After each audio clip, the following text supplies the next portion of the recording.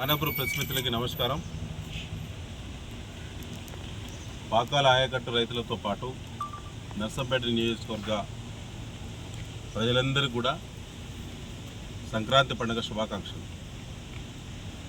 BRS శ్రేణులకు శుభాకాంక్షలు.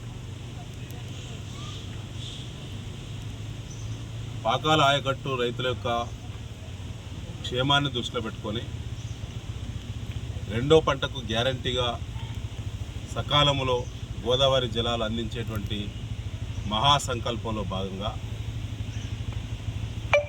గత ప్రభుత్వం బీఆర్ఎస్ ప్రభుత్వం కేసీఆర్ గారి యొక్క నాయకత్వంలో హరీష్ రావు గారు ఇరిగేషన్ శాఖ మంత్రిగా ఉన్నటువంటి సందర్భంగా పాకాల రంగాచెరు ప్రాజెక్టులకు గోదావరి జలాల తరలింపు సంబంధించినటువంటి ప్రక్రియను ప్రారంభించి పూర్తి కూడా చేసి నీటి విడుదల చేసి 100% ఒక ఎకరం కూడా ఎండకుండా 100% ఎండాకాలం పంట పండించినటువంటి ఘనత ఆనాటి ప్రభుత్వం కేసీఆర్ గారిది, బీఆర్ఎస్ పార్టీది. ఈ ఖానాపురం మండలంలో ఉండబడినటువంటి మా ప్రజాప్రతినిధులకే ఆ ఘనత దక్కింది. రాత్రి బౌలు కష్టపడి కాలువలెంబడి తిరిగి నీటి చుక్కా కూడా వృధా కాకుండా ఒక ప్రణాళికాబద్ధంగా అటు ప్రాజెక్టు